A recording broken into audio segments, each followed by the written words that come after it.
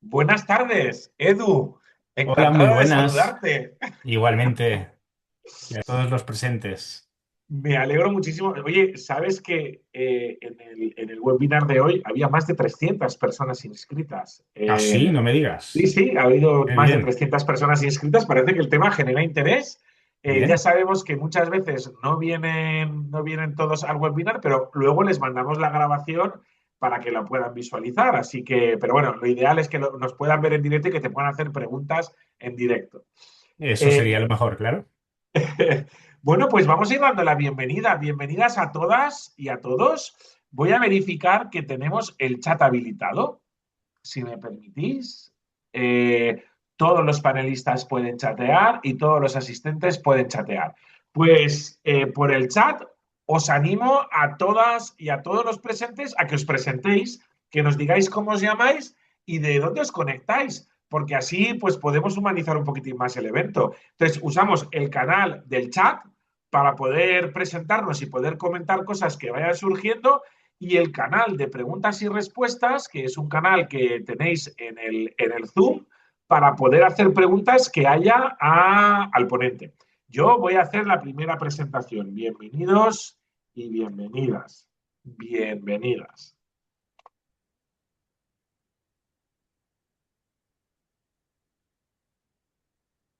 Y yo me conecto desde Pamplona. A ver si puedes verlo en el chat. ¿Lo ves, Sí, Edu? perfecto. Pues venga, os animamos a todas y a todos a que podáis ir presentes. Oh, mira, aquí ya tenemos a Ferran, es enfermero, soy enfermero, la dietética forma parte de mi profesión y se conecta también a este webinar. Os animaría a todas y a todos a que uséis el chat para poderos presentar. Tenemos a Juan Luis Manzano, que se conecta desde Jerez, bienvenido. A Clara desde Sabadell, Almudena desde Albacete. Tenemos a Carla Moreno, que es una estudiante de nutrición. Gloria desde Barcelona nos manda saludos a todos. También tenemos a Patricia Suárez, que es criminóloga y está estudiando nutrición. Y se conecta desde Madrid. Bienvenida, Patricia. A Raquel de Calahorra, La Rioja, pues cerquita de Pamplona. Tenemos también a Ferran, que nos ha comentado, se conecta de Esplugues de Llobregat. A Julia Fernández desde Bilbao, a Paula desde Zaragoza. Bueno, pues me encanta cuando escribís. Tenemos gente de Sabadell, a Mónica de Sabadell, a Marta de Gijón, a Marta Pérez Alonso. Hombre, Marta, un saludo. Alba también desde Gijón. Tenemos a alguien de Perú también, a Ana. Y a Aina desde Barcelona y a Cecilia desde Argentina. Bueno, también quiero aprovechar, Edu, si me permites, para que Y le demos un tanto. afectuoso saludo a todas las personas que se conectan desde América Latina, que ya ponemos esta hora para facilitarles que se puedan conectar. Así es. Bueno, Edu, pues parece ser que vamos a tener mucha gente, así que bienvenidas, por favor, id presentándoos a través del chat. Estaremos encantados de conoceros y de saber desde dónde os conectáis. Voy a compartir. Compartir, ya estás compartiendo y lo vemos en modo PowerPoint, si lo puedes poner en modo Perfecto, presentación. ¿vale? Pues bueno, si me permitís, ya son casi las 7:05. Vamos a tener lugar un webinar, un breve webinar, para poder analizar la postura de la Academia Española de Nutrición y Dietética sobre la isodieta o el método de la isodieta. Giuseppe, lo estamos viendo en modo PowerPoint, no en modo presentación. Si lo puedes poner en modo ¿Vale? presentación. Espera un momento, dejo de compartir, comparto la pantalla y lo pongo en modo presentación. Ahora, bien. Ahora sí. Perfecto. Bueno, pues tenemos a Edu, que es compañero mío de la academia desde hace muchos años y desde cuando éramos Asociación Española de Dietistas Nutricionistas, compañero y amigo. Gracias, Edu. Eduard Baladía es dietista nutricionista, máster en investigación y avances en medicina preventiva y salud pública, con especialidad en metodología de la investigación por la Universidad de Granada. Actualmente es el coordinador y director del área de gestión del conocimiento científico y del Centro de Análisis de la Evidencia Científica de la Academia Española de Nutrición y Dietética, donde lidera proyectos de síntesis de evidencia científica y coordina la red de nutrición basada en la evidencia. Es profesor asociado de la Universidad de Vic, donde imparte docencia sobre metodología de la investigación y desarrollo de proyectos en el grado de nutrición humana y dietética. Ha sido docente invitado en las universidades de Valencia, Barcelona y Alicante. Participa activamente en algunos grupos de desarrollo de guías de la OMS y actualmente está cursando su doctorado en metainvestigación en nutrición en la Universidad de Barcelona, siendo miembro de la Evidence Based Research Network. Además, representó a España en la acción COS K17117 EBRES, Evidence Based Research, donde lideró el grupo de trabajo 1 sobre diseminación e implementación de la investigación basada en evidencia. Aparte de tener un currículum excepcional, Edu es nuestro buque estandarte en España y ha hecho que la Academia Española de Nutrición, para mí, mi opinión, sea uno de los 4 o 5 países en el mundo, creo ahora mismo, después de Canadá, Estados Unidos, Reino Unido y Australia, que más sepan en evidencia de nutrición y que más estén trabajando en el ámbito de la profesión de la nutrición dietética en la nutrición basada en la vida. Gracias, Edu. Pues gracias por la presentación, que no me la esperaba tan exhaustiva.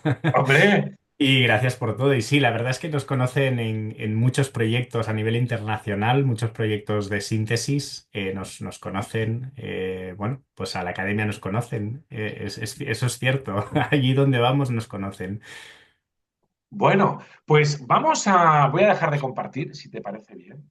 Sí, perfecto. Y bueno, veo que se sigue conectando gente desde Argentina, Marta Pérez, que nos ha saludado, Adriana Cristina, que se conecta desde Argentina también, Romina, que se conecta de Entre Ríos, Argentina, María, desde Madrid, que es estudiante de cuarto de Nutrición Humana y Dietética en la Universidad Complutense de Madrid. Bienvenida, María. Y bueno, bienvenidas a todos y todas. Nos hace mucha ilusión que nos contéis de dónde os conectáis. Nos encantaría que todos pudiéramos tener cámara y micro abierto, pero sería imposible.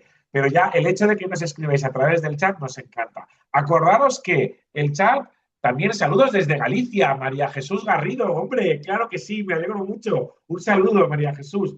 Y que sepáis que tenéis, aparte del chat, un canal que se llama, a ver si lo veo por aquí, preguntas y respuestas, donde podéis hacer preguntas a Eduardo Baladía a medida que vayamos avanzando en el coloquio. Bueno, Edu, Sí, vamos a empezar. sí, Cuéntame sí, un sí. poco. Bueno, no, Cuéntame un poco. quizás recordar que estas presentaciones las hacemos un poco así a modo de entrevista, no hay presentación PowerPoint y creemos que es un formato bien fresco en el que entablamos una conversación, Giuseppe y yo, y vamos a ir contando. Edu, este documento es una actualización de un documento de postura que ya hicimos en el marco de la Asociación Española de Dietistas Nutricionistas, si no me equivoco. Eso es, fue en el año 2012 y esa versión contó con grandes autores, ahora muy conocidos como Julio Basulto o María Manera o Mercedes Soto, que en aquel momento no trabajaba en la Universidad de Harvard, pero ahora sí, o Sí. grandes como Juan Revenga. Y fue en Ismael el San año Mauro Ismael también. San Mauro, exactamente. Sí, qué bien. Sí, sí. Y bueno, pues ya han caído muchos años desde entonces. Y bueno, pues ahora estamos actualizando este documento. Lo actualizamos porque desde la academia, desde el patronato, se decidió que los documentos icónicos, y este es sin duda uno de ellos, tienen que estar actualizados. Y aunque actualmente quizá no se hable tanto del tema, de la isodieta o de la dieta isolipoproteica, sí, es probable o vemos probable que en algún momento alguien pues compre los libros porque hay libros publicados sobre este método y alguien quiera buscar información, ya sea a través de inteligencias artificiales o sea a través de googlear. Y bueno, pues nos permite revisar de nuevo un tema como este y ver y revisar cómo se construyen los métodos milagro y también reflexionar sobre ello, que siempre es interesante. Oye, Edu, una pregunta brevemente. ¿En qué consiste la isodieta? En general, el planteamiento dietético. Antes de pedirte cuál es la postura de la academia después de haber hecho una revisión sobre el tema, ¿en qué consiste?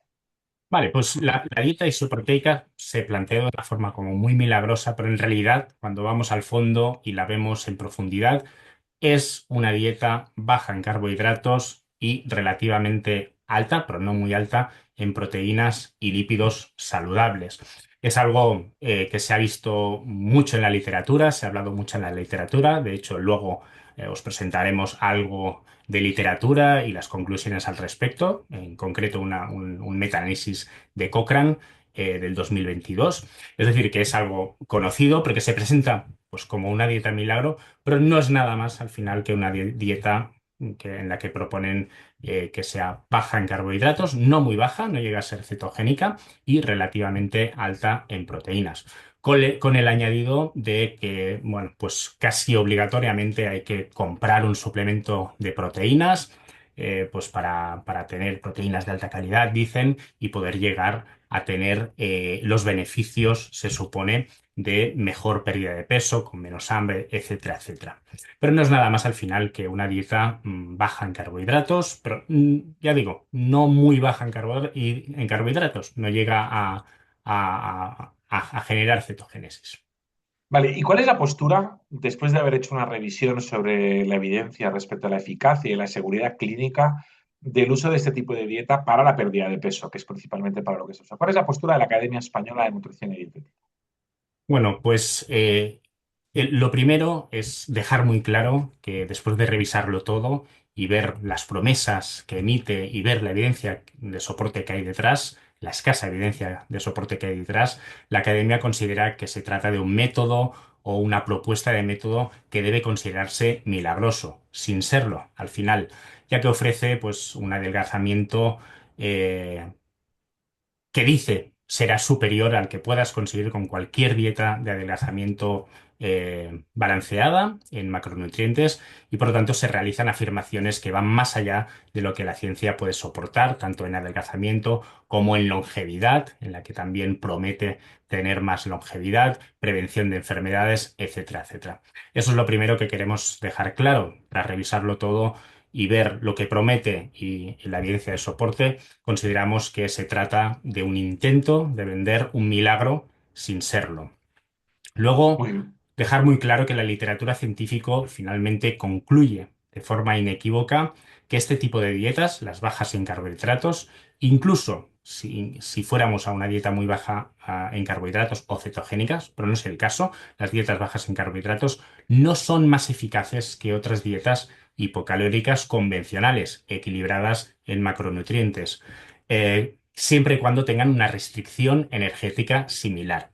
Este es un detalle que hay que tener en cuenta porque mucha investigación lo que hace es comparar dietas bajas en carbohidratos o muy bajas en carbohidratos con no hacer dieta o no hacer nada o con Claro. dietas hipocalóricas que son que no están en condiciones isocalóricas, sino que tienen una restricción energética menor y por lo tanto al final favorece a lo que es la intervención de una dieta baja en carbohidratos. Pero lo que está claro y luego os diré, y si queréis os doy el enlace a un metaanálisis de Cochrane, en el que en 2022 revisaron este tema y llegaron a la conclusión de que las dietas hipocalóricas convencionales son, o sea, que este tipo de dietas bajas en carbohidratos no son mejores que las que proponemos o solemos proponer en las consultas. Edu, Eh, entonces, bajo tu opinión, desde la Academia no recomendaríamos a los profesionales o a la ciudadanía hacer este tipo de dietas para la pérdida de peso. Claro, luego iremos a eso, porque además de prometer cosas que al final con otro tipo de dietas se pueden conseguir, al final se llega a restringir, por ejemplo, en este tipo de dietas se llega a decir que como las frutas tienen o otras hortalizas tienen hidratos de carbono, hay que restringirlas y de ahí sí que nos vamos a un problema de salud pública. Sabemos que el consumo de fruta salva vidas y también os daré unos datos luego, ¿vale? Cuando hablemos del desarrollo, de cómo hemos llegado a estas conclusiones, os daré datos de eso, de consumo de fruta y cuántas muertes podría evitar. Así que no recomendamos en concreto esta porque se llegan a favorecer mensajes que van en contra de la salud pública, ¿vale? Eh, Eh, ¿cuál, en, cuál en- ha en- sido, Edu, la metodología que se ha usado para poder hacer este trabajo? Bien, lo que siempre hacemos, y eso que quede bien claro, siempre revisamos la literatura. Lo que intentamos primero es caracterizar la dieta o el método que tenemos delante y lo que hacemos es revisar toda la literatura que existe. En este caso, lo que hicimos, y a sabiendas que había ya muchos productos de síntesis, fue ir a buscar pues, revisiones sistemáticas con metaanálisis que nos permitieran decir o ver si, como conclusión, si este tipo de dietas es eficaz o no es eficaz, o en todo caso, si es más eficaz que las dietas hipocalóricas convencionales. En estos metaanálisis, como ya sabéis, se hace una revisión crítica de toda la literatura existente, siempre buscando los diseños de más alto nivel. En concreto, ya veremos que se juntaron hasta 61 ensayos controlados aleatorizados.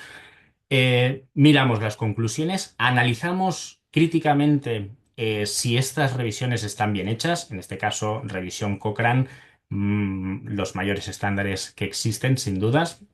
Aún así, siempre la revisamos críticamente y luego lo que hacemos es pues, escribir este documento de una forma sencilla, de una forma muy palatable, creemos, y fácil de entender. Y luego, cuando ya está escrito, de forma interna, hacemos una revisión interna. Giuseppe, tú lo sabes, esto es un proceso largo, revisión interna por parte de todos los autores, luego una revisión por parte del comité científico.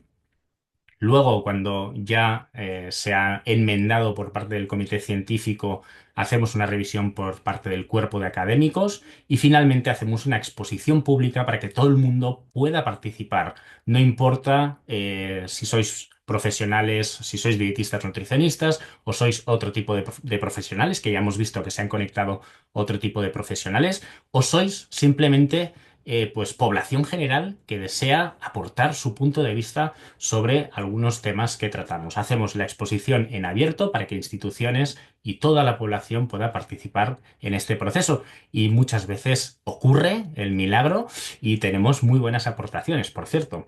Nosotros Es lo que, siempre lo perdona, tenemos. Edu, perdona, es lo que llamamos el gobierno abierto en la academia. Eso Nuestras es. posiciones y trabajos los dejamos a exposición pública durante un mes antes de cerrar el documento para que incluso aquellos que promueven la isodieta o aquellos que promueven aquellos posicionamientos sobre los que nos pronunciamos puedan aportarnos su visión y así tener un enriquecimiento mucho mayor y que sea mucho más plural y mucho más objetivo. Y como dice Edu, muchas veces tenemos participaciones muy interesantes.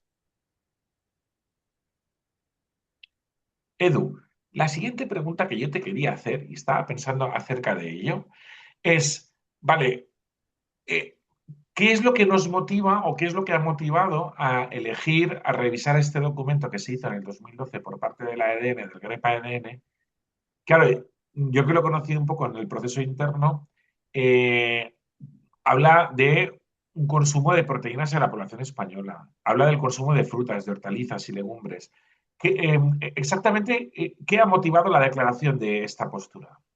Pues sí, en el documento se pueden ver varias líneas argumentales a través de las cuales pues, podemos llegar pues, a intentar explicar de una forma que siempre intentamos que sea bastante lúdica y fácil de entender por qué llegamos a esa conclusión. Que, por cierto, al final no he acabado de exponer toda la postura de la academia, pero que incluye, pues como bien dices, que la población ya consume suficiente cantidad de proteína incluso por encima de las recomendaciones.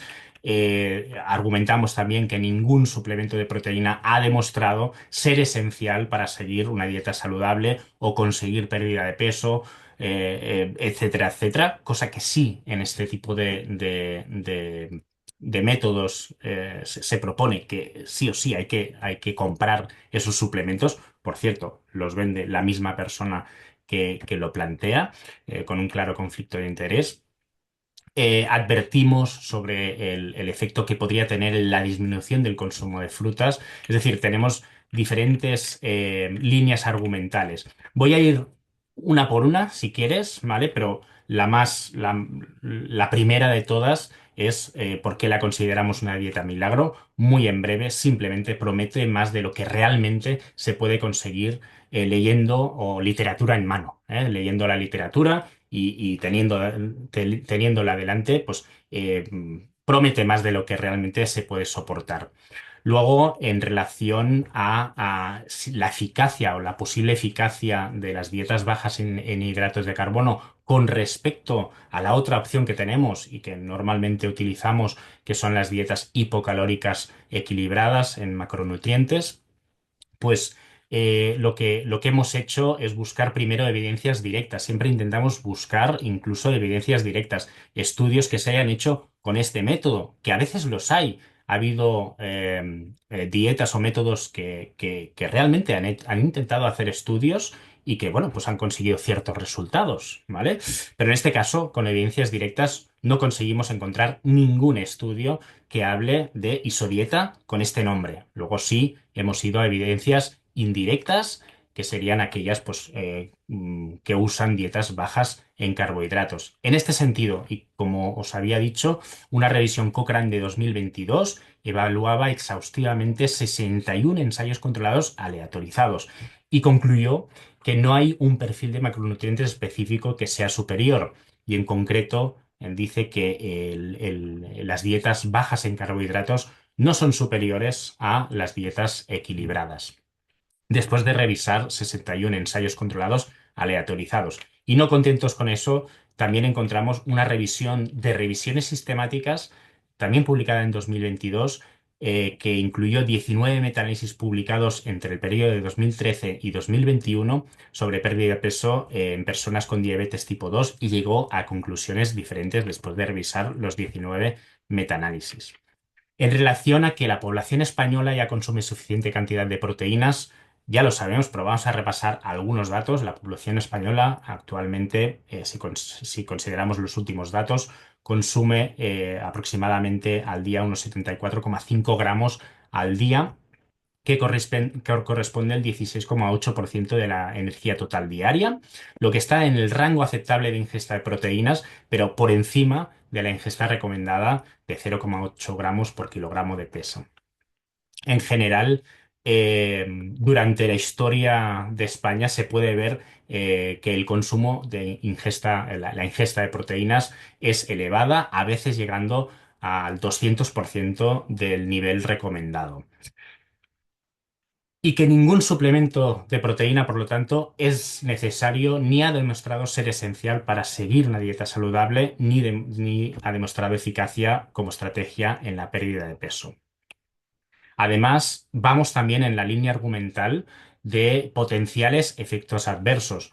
Como la dieta es moderadamente baja en carbohidratos y ligeramente aumentada en proteínas, es muy probable que no existan efectos adversos derivados directamente de esta proporción de macronutrientes recomendada.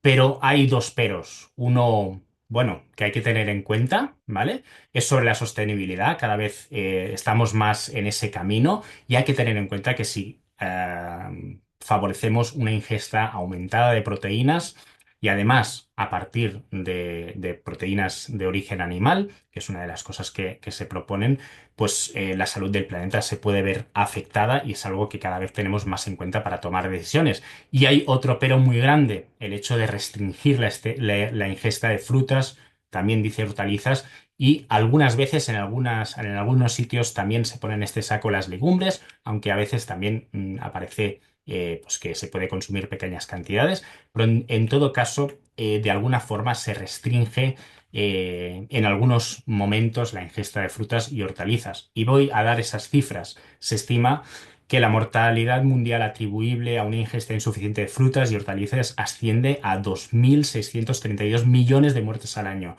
que aumentar el consumo individual de frutas y hortalizas, lo tengo aquí apuntado, hasta 600 gramos al día podría reducir la carga de enfermedad a nivel mundial del 1,8% y en concreto de enfermedades cardíacas isquémicas y accidentes cerebrovasculares isquémicos. En cuanto al riesgo de cáncer de estómago, también algunos tipos de cáncer, podríamos ver potenciales reducciones en algunos tipos de cáncer como estómago, esófago, pulmón y colorectal. Con estas cifras, que alguien nos venga a restringir y diciendo Por ejemplo, frases como otra falacia que ha contribuido a dificultar la lucha contra la obesidad ha sido la de considerar las frutas y hortalizas como alimentos completos y nutritivos que no engordan. Esto es una frase literal que plantea o que está planteada cuando uno sigue este método. En general, hacer una dieta hipocalórica convencional es la última argumentación que damos, es que y ponerse en manos de nuestros profesionales, los dietistas nutricionistas, es simplemente aprender a comer mejor. El método dice que las dietas hipocalóricas convencionales van a hacer que simplemente sea comer menos y pasar hambre. Y cuando nos ponemos en manos de los dietistas nutricionistas sabemos que esto no pasa y que bueno, pues generamos un gran impacto y un muy buen impacto en todos los outcomes en salud que nos proponemos. Y estas son básicamente las líneas argumentales. Oye, pues muy interesante. Si me permites, algunas reflexiones sobre lo que has comentado. Empiezo por el final. Efectivamente, la dieta hipocalórica, bien planteada por parte de un nutricionista. Y cada vez más estamos afrontando nuevos retos en la psiconutrición. Esto también va a ayudar. Es que por más que hagas una dieta, si no haces un buen manejo de la relación emocional con la comida y de cómo te relacionas con tu imagen corporal, también es importante de cara a los tratamientos de la pérdida de peso. Entonces, si una persona sufre cuando se ve al espejo y sufre y tiene una mala relación con la comida, por más dietas que haga, sea la que sea, va a ser difícil que el tratamiento sea algo exitoso. Por lo tanto, no es tanto meterse en este tipo de dietas, sino el buscar tratamientos equilibrados, como tú dices, Eduard, hipocalóricos prescritos por nutricionistas y valorar la necesidad de apoyo psicológico también va a ser muy importante. Y ya en cuanto a lo que hablabas al principio pues, de lo que supone reducir el consumo de frutas y hortalizas, yo siempre pongo el mismo ejemplo. ¿Por qué la población se expone a un riesgo tan elevado a la hora de hacer una dieta milagrosa, que puede tener graves efectos secundarios sobre su salud a medio o largo plazo? Y la clave está en el medio y largo plazo. Si los efectos secundarios de una dieta de estas características los tuviéramos a las 48 horas, es decir, si a las 48 horas de empezar de dejar de comer fruta y legumbre y hacer una dieta rica en proteínas, tuviéramos una afección renal, nadie haría dietas milagrosas. El problema es que los efectos de este tipo de dietas son a medio y largo plazo. Y lo vamos a entender muy bien.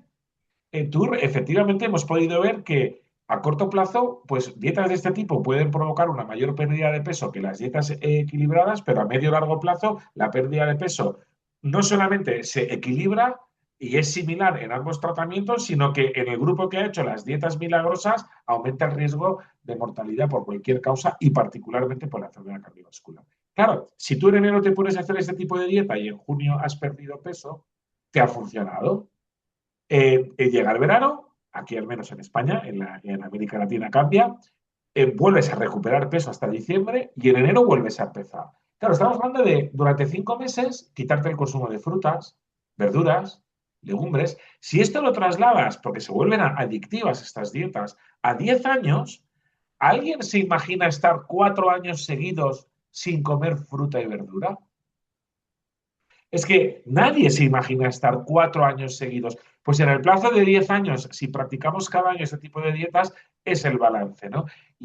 Hay muchísima evidencia, estoy de acuerdo contigo, en el impacto que tiene sobre la salud la reducción del consumo de frutas y hortalizas y cómo aumentar a esos 600 gramos previene muchísimas patologías. Tenemos auténticos medicamentos en la despensa y no somos conscientes a veces, ¿eh? Es una reflexión que a veces siempre me gusta hacer cuando hacemos estos webinars de qué importantes somos los profesionales de la salud para poder sensibilizar a la población y que hacerles entender el peligro cuando hacen este tipo de dietas. Edu, me ha Así encantado es. todo el argumentario. Sí que me gustaría decirte bien, ¿dónde podemos encontrar este documento? Porque esto es importante, ¿eh? Vale, pues el documento, en realidad, si quieres, podemos colgar el link. Sí, Sí, voy a colgar dos links. Uno, bueno, no, directamente el del documento, ¿te parece? O el sí, del en el anuncio chat. del documento. Sí, vale, pues voy a colgarlo aquí. Si te parece, vamos a Eso colgarlo, mismo. ¿vale? Y aquí podéis Perfecto. encontrarlo. ¿Sí? En ese sentido, este documento tiene una implicación muy interesante para los profesionales porque os va a ayudar a tener una visión de lo que sucede con este tipo de dietas bajas en carbohidratos, ricas en proteínas, pero ligeramente engañosas, porque así como otras usan cualquier tipo de grasa, en este caso es grasa más saludable, ¿no? Aquí vais a tener la solvencia para poder documentaros y tener una opinión sólida respecto de este tipo de tratamientos. Y de cara a la opinión, a la ciudadanía, a la opinión pública, ¿qué reflexión le harías, Eduardo? Vale, pues ya que has empezado por el profesional, yo creo que podría completarlo un poco. Lo que has dicho Sí, me ha sí, encantado.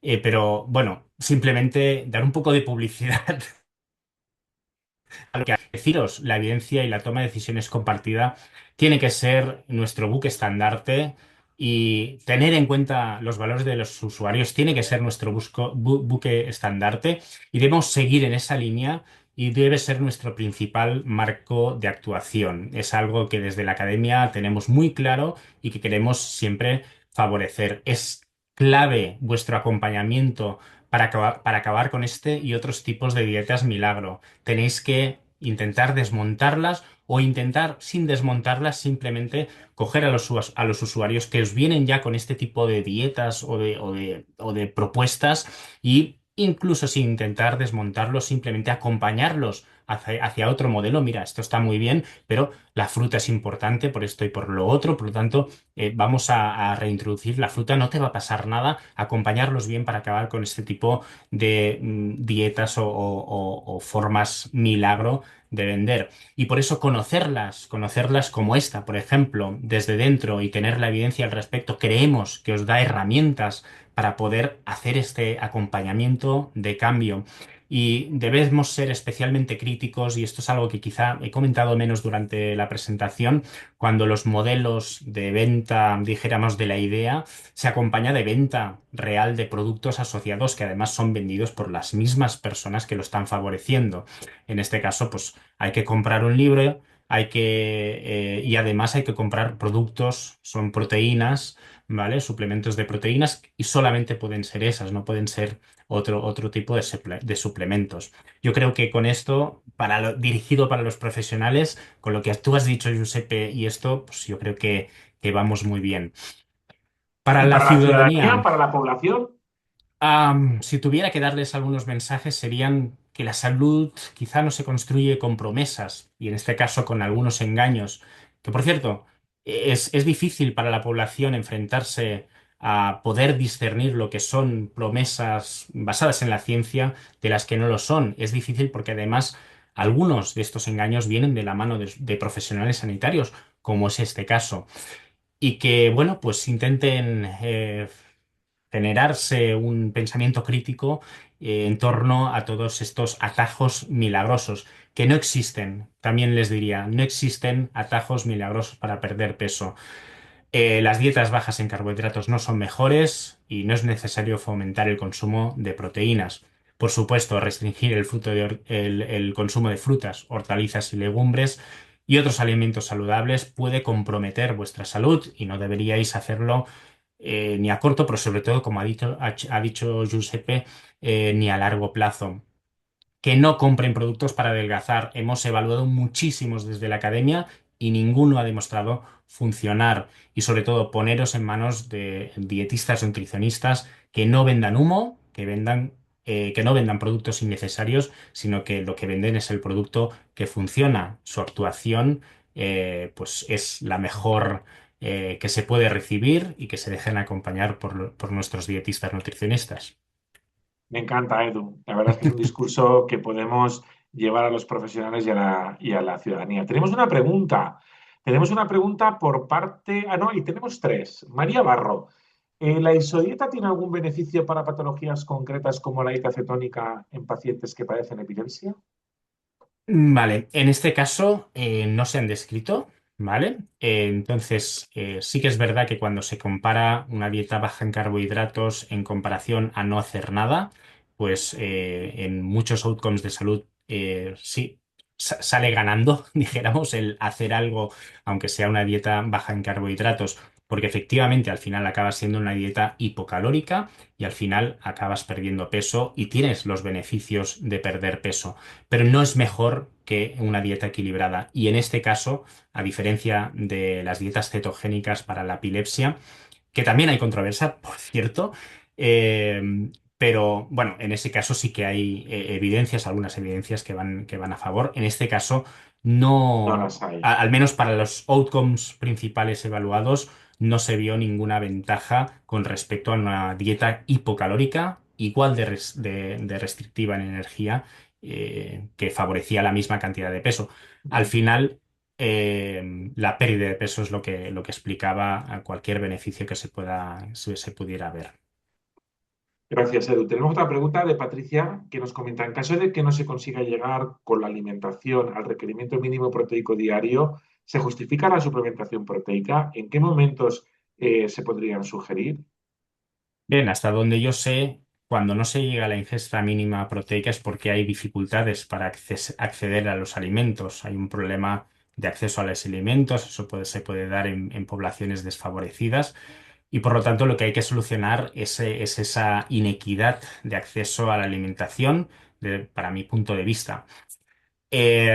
Hasta donde yo sé, la población que puede acceder económicamente y físicamente al consumo de una variedad de alimentos no tiene déficit de ingesta de proteínas. Giuseppe, no sé qué pensarás tú, pero hasta donde yo sí Totalmente he de podido acuerdo. evaluar, no existe y no veo la casuística en la que sí se pueda requerir. Sí, bueno, haciendo una visión como la estás planteando, totalmente de acuerdo, pensando en población sana, que tiene un problema de accesibilidad.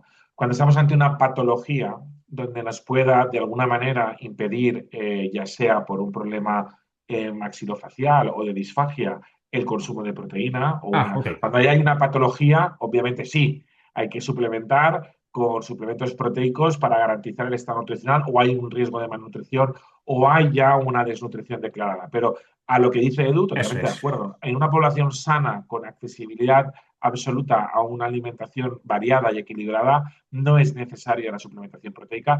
En el caso que haya un problema de accesibilidad, por ejemplo, en algunos países o en situaciones de emergencia humanitaria como terremotos, inundaciones o lo que sea, habría que evaluar.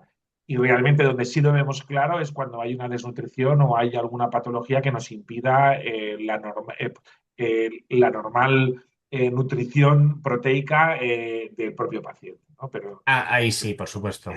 Exacto, bien, gracias. me pregunta Martín, ¿dónde podemos ver los links? Mira, os voy a compartir la página web de la academia. Tenéis aquí la página web de la Academia Española de Nutrición y Dietética, da acceso al portal de Nutriendo. Estamos siguiendo el mismo modelo que la Academia Americana de Nutrición y Dietética. Y en este modelo tenemos un portal dirigido a la ciudadanía. Y en esta parte superior derecha tenéis el acceso a Academia Pro. Si hacéis aquí en Academia Pro, entráis en la parte profesional. Y en la parte profesional tenéis un apartado que pone transparencia y documentos. Bueno, pues entre estas dos secciones os vais a encontrar documentos. Aquí se publican todos los documentos que se puedan ir publicando de consenso. Los podéis tener aquí, documentos de posicionamiento. Y aquí tenéis, por ejemplo, la dieta de la zona, la dieta de la sonda. Y luego también lo podéis encontrar en transparencia cuando sometemos a gobierno abierto. Eh, cuando sometemos a gobierno abierto, si venís a sección de gobierno abierto, podéis encontrar las diferentes exposiciones públicas. En este caso, el documento de la isodieta está aquí. Pero si me permites, Edu, en la biblioteca de la academia, que es documentos, si vamos a documentos y nos vamos a documentos de posicionamiento, deberíamos tener el documento de la isodieta, si no me equivoco, Sí, debería estar. y no lo Ah, veo, no lo veo. en todo caso, os puedo compartir ahora mismo el... Seguramente, o sea, os acabamos de compartir el enlace. Yo creo que todavía este documento está en vía de gobierno abierto, si no me equivoco, y es Es por posible. eso que todavía no ha pasado a la biblioteca. Pero lo vais a encontrar con toda seguridad o en la biblioteca o en gobierno abierto. ¿eh? ¿De acuerdo? Igualmente aprovecharemos la semana que viene. Aquí tenéis la exposición de gobierno abierto del documento de ISODIETA y aquí tenéis acceso al documento de la ISODIETA final. ¿Lo veis? Bueno, este es el documento que estaba en revisión. Eso es, mira, ofrecemos el link. Espera, Vale, Giuseppe. y lo que Mira, vamos a hacer, en este link sí que podéis acceder al anuncio de este webinar y al final de todo encontraréis encontráis.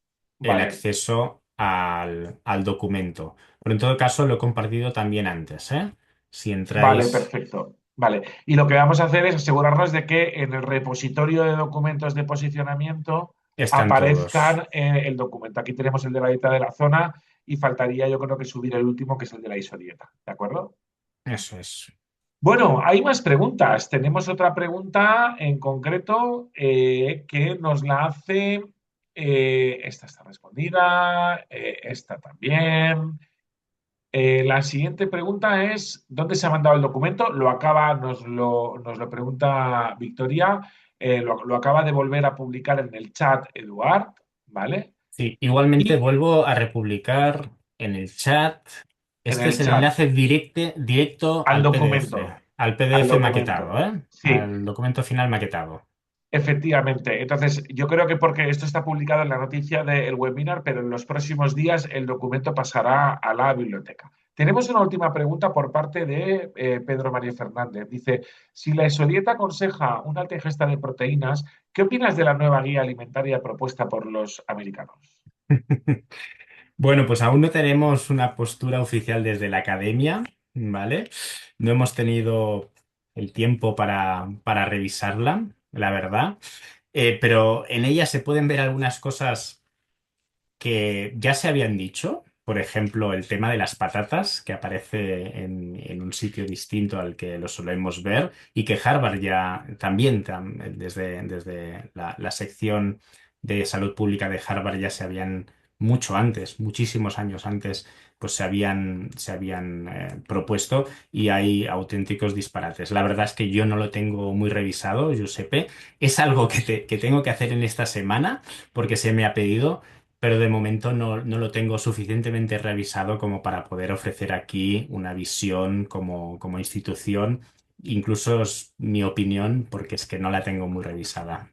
Lo siento, Yo, aquí me habéis yo, pillado. sí, sí. Bueno, podemos dar nuestra opinión como nutricionistas. La academia todavía no ha trabajado esta posición, pero desde luego yo al menos pienso que es una pirámide totalmente politizada, donde hay intereses muy claros con la industria cárnica. Y desde luego, si algo sabemos es que el consumo de carnes elevado en la población está asociado a la aparición, es algo que ya lo sabemos e incluso sabemos que según qué técnicas culinarias van a promover esa aparición del cáncer. Cuanto más consumo de carnes, especialmente rojas y de carnes procesadas, y cuando la técnica esté vinculada más a la exposición directa a la llama o al uso de salazones y de algún tipo de conservantes y de curados, ese consumo tan elevado está asociado a la aparición del cáncer. Por tanto, a título personal, y hasta que la academia se pronuncie, me parece injustificable y grave desde el punto de vista de la salud pública que hayan recomendado el consumo de carnes rojas. Y os voy a poner un ejemplo para que lo podamos entender. Porque a veces nos tachan a las dietistas nutricionistas de promover la dieta vegana y vegetariana, y no es eso. Yo no sé si alguien tiene personas mayores en su familia. Yo a mis alumnos de dietética me gusta ponerles el ejemplo, ¿no? Yo vivo en Pamplona, que es una comunidad navarra que está muy vinculada a la agricultura y a la ganadería, pero soy nacido en Palma de Mallorca, en las Islas Baleares, ¿no? Yo tenía siempre la ilusión, cuando tenía a mis abuelos vivos, hablaba mucho con mi abuela, ¿no? Y yo recuerdo que nos contaba lo difícil que era acceder a los alimentos. Es decir, si nos fuéramos a 1910, en la Navarra de 1910 o en la Mallorca de 1910 o en cualquiera de vuestras regiones donde vivís hace 100 años, la accesibilidad a los alimentos era muy limitada. Y principalmente en Navarra y en España y en Mallorca se alimentaban de vegetales, frutas, verduras, legumbres, frutos secos, lo que podían encontrar en la naturaleza y la disposición de azúcar, sal y de alimentos proteicos, principalmente de las carnes, era muy simbólica. Podrías tener gallinas, podrías tener pollos, podías tener un cerdo si eras una familia pudiente, pero no se sacrificaba un pollo cada semana para comer. Un pollo costaba 5 meses, 6 meses engordarlo, ¿no? Entonces, ese modelo de alimentación de principios de siglo, que es la famosa dieta mediterránea en nuestro país, donde la presencia de alimentos de origen animal era muy simbólica y la mayor parte era alimentos de origen vegetal, combinado con muchas otras cosas como ejercicio físico, especias, la siesta, etcétera, dio como resultado la prevención de muchas patologías en las poblaciones bañadas por la cuenca mediterránea. Ese modelo es el que estamos planteando. Pero es que si tú ahora cogieras a una de nuestras bisabuelas, Edu, y la trajeras a un supermercado en el 2026, cuando antes un trocito de tocino lo guardaban en un paño como oro, vaya, un trocito de queso, entrarían en shock porque ahora mismo vamos con nuestro carro poniendo animales muertos, permitidme la expresión, envasados en plástico, jamón, queso, lomo, pollo, todo lo metemos en el carro sin tener el valor que tenía hace 100 años la accesibilidad y el valor que las familias le daban a esos alimentos. Entonces, este cambio tan profundo antropológico que nos ha llevado a tomar tanta proteína y tanta carne se está viendo en las patologías como el cáncer y la enfermedad cardiovascular en los países donde hay mayor incidencia de estas patologías. Entonces, el poner en una pirámide como la americana, promover el consumo de carne como algo saludable en una sociedad absolutamente carnívora y que se está cargando el planeta produciendo cereales para dar de comer a los animales que luego sacrificamos y nos comemos, yo creo que la postura de la academia, cuando sea, irá por ese sentido, vaya, Irá en esta dirección. irá en Eh, esta dirección, sí, sí. Seguro. Y bueno, muy en la dirección de lo que hemos dicho hoy, priorizar tanto el consumo de proteínas y rebajar y reducir, porque eso es lo Sí. que pasa con los patrones alimentarios. Cuando incides más en una cosa, baja por el otro lado, porque si Sí. no, el consumo Yo creo energético que además sube, ya pues tenemos algún documento de posicionamiento que habla sobre el consumo de carnes y la aparición sí. del cáncer.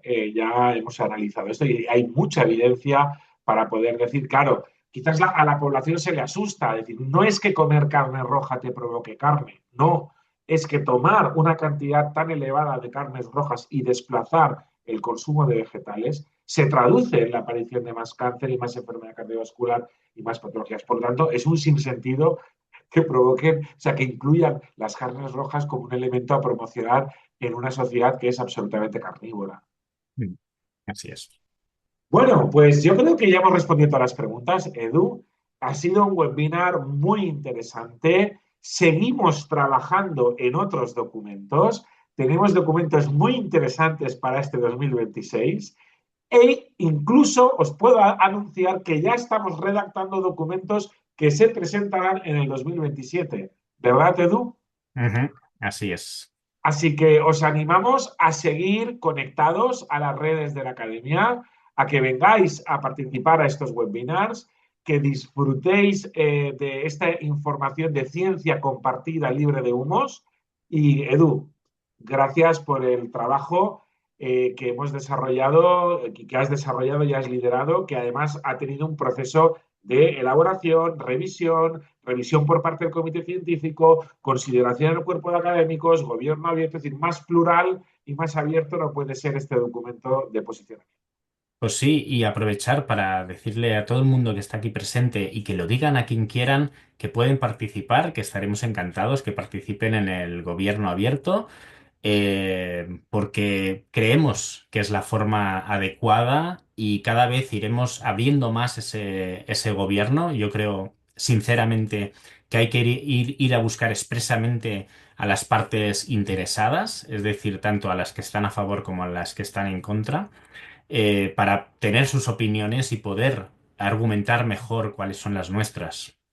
Así que Perfecto, perfecto. les Oye, animo a todo el mundo a que participe. sería genial. Muchas gracias, Eduardo, y gracias a todas y a todos vosotros por haber asistido a este webinar. Nos vemos en el siguiente. Pronto tendréis noticias. Creo que tenemos uno de zumos en breve si no me Tenemos uno de equivoco, zumos que también y es muy no sé si interesante. quieres decir, sal yodada es otro. Tenemos uno de sal yodada, un documento de posicionamiento, tenemos uno de zumos. ¿Y qué más tenemos, Edu, en Bueno, marcha? tenemos el tintero dos más, pero yo creo que con estos dos Vale, ya, pues, ya pues vamos, esperamos en ya. el de sal yodada y en el de zumos, que el de zumos también va a ser muy controvertido y creo que tendremos muchas. Y el de sal yodada también, interesantísimo.